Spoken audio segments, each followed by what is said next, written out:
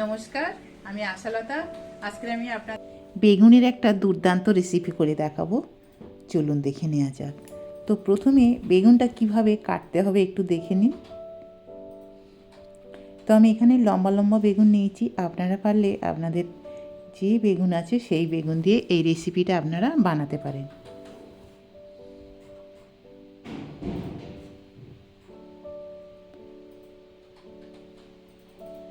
তো বেগুনটা প্রথমে আমি দুভাগ করেছি, তারপরে আবার সেই অর্ধেক পার্টটাকে আবার দুভাগ করেছি। তো মোটামুটি আমি এটা 4 ভাগ করছি। তো বেগুনের সাইজটা কেমন হবে সেইটা দেখানোর জন্যে আমি এইভাবে আপনাদের কেটে দেখাচ্ছি। আর একটু তেরছা করে করে আমি এই বেগুনটা কাটছি, এটা দেখতে সুন্দর হয়, তাই জন্য আমি ঠিক এইভাবে কেটে নিলাম।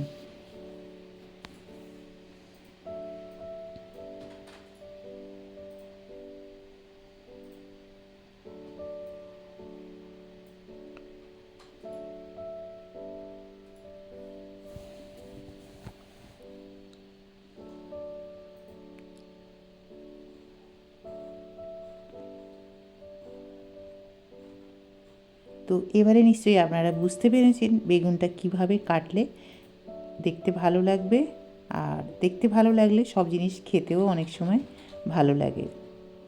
তো এবার আমি এইভাবে কেটেছি, আর এটা খুব সুন্দর রান্না করতে সুবিধা হবে। তো আরও একটা বেগুন আমি কেটে দেখাচ্ছি আপনাদের।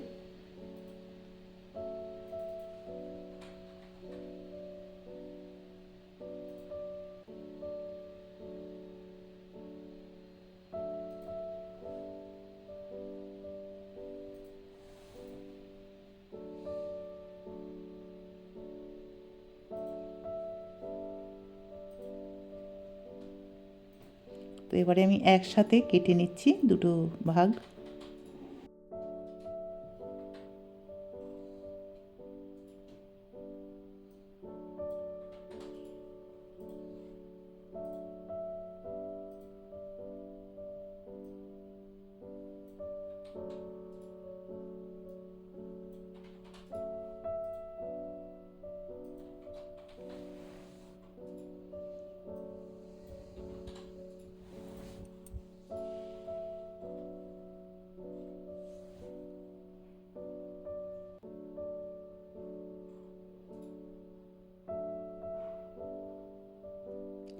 এবারে বেগুনগুলো কাটা হয়ে গেছে, এবারে একটা পাত্রে তুলে নেব।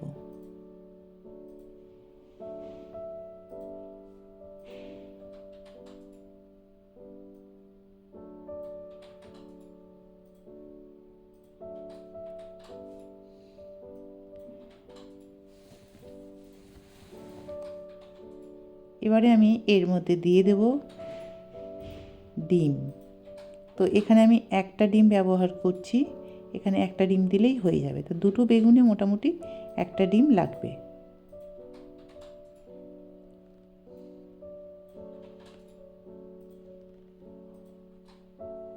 তো ডিমটা দেওয়ার পরে ভালো করে বেগুনের গায়ে এটা মিশিয়ে নিতে হবে।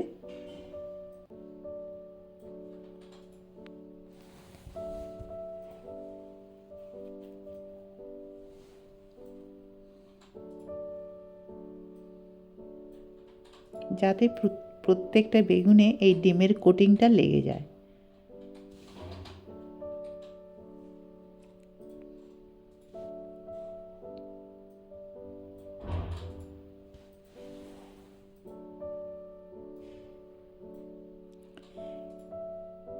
তো এটা খুব ভালোভাবে মিশিয়ে নিয়েছি।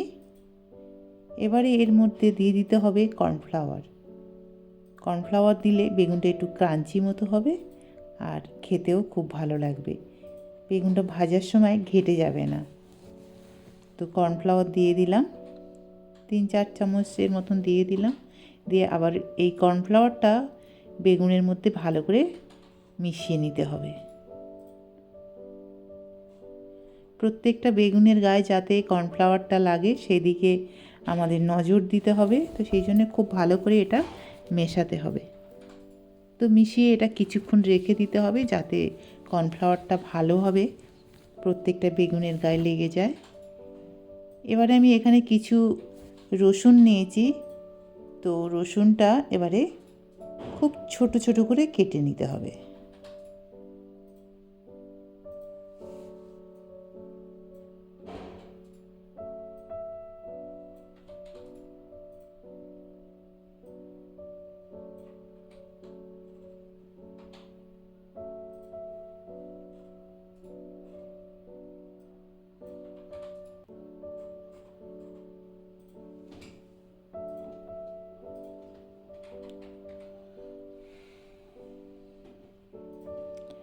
তো রসুনগুলো কাটা হয়ে গেছে।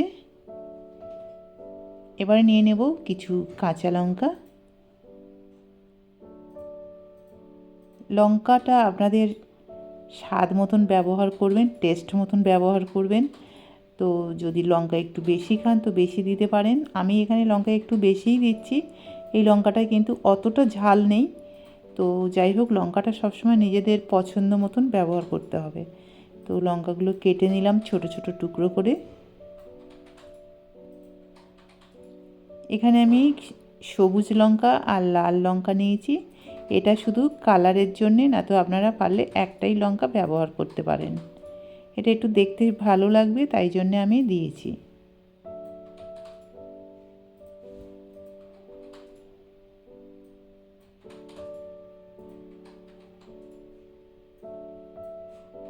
এবারে নিয়েছি কিছুটা পেঁয়াজের পাতা। পেঁয়াজের পাতাগুলো খুব ছোট ছোট করে কেটে নিতে হবে।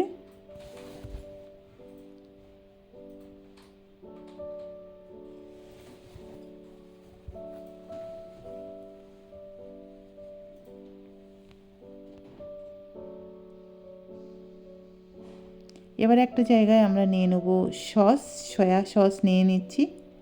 2-3 চামচের মতো নিয়ে নিচ্ছি। আর এখানে টমেটো সসও নিয়ে নিচ্ছি আমি এখানে 2 চামচের মতো। এখানে আপনারা টমেটো সস আর একটু ব্যবহার করতে পারেন। আমার এখানে কম ছিল তাই জন্যে এতটুকু দিয়েছি। আপনারা এখানে 3-4 চামচের মতন ব্যবহার করতে পারেন। আর একটু দিয়ে দিলাম chilli sauce, green chilli sauce. আর দিয়ে দিচ্ছি আমচুর পাউডার। দিদি এটা টক টক খেতে খুব ভালো লাগবে। আর এটা জল দিয়ে একটা লিকুইড মতন বানিয়ে নেব। এটা খুব ভালো করে এটা মিশিয়ে নেব।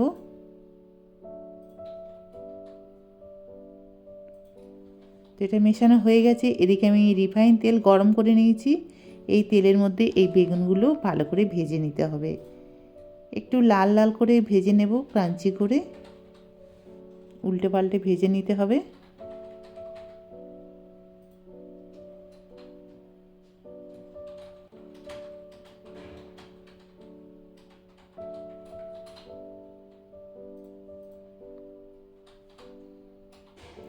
তো এইভাবে আমি সব বেগুনগুলো ভেজে নেব।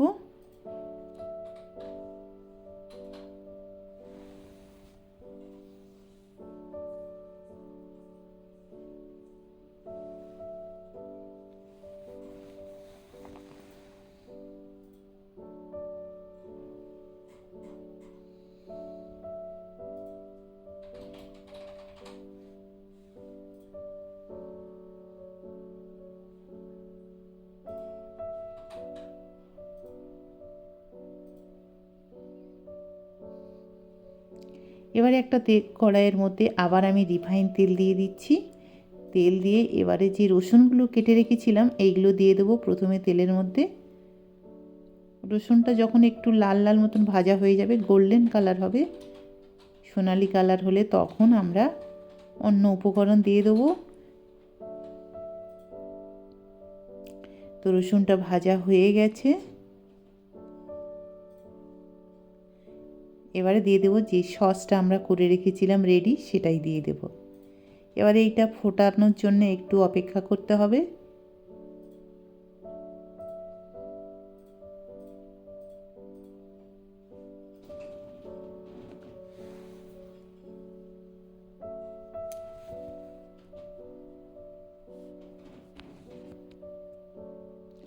এবার দিয়ে দিচ্ছি স্বাদ মতো নুন,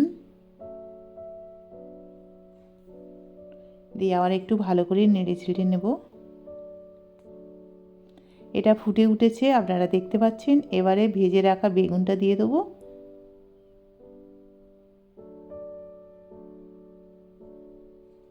এবার একটু হালকা হাতে এটা মিশিয়ে নিতে হবে, যাতে সসটা সব বেগুনের মধ্যে লেগে যায় সেদিকে নজর রাখতে হবে।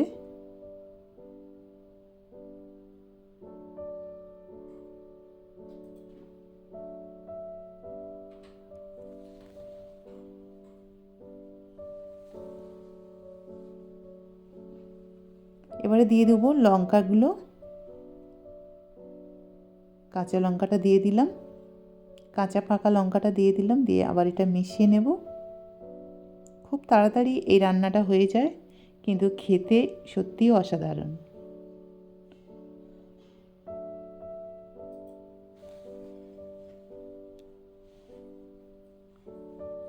এবার দিয়ে দিলাম পেঁয়াজের পাতাগুলো, দিয়ে আবার এটা মিশিয়ে নেব।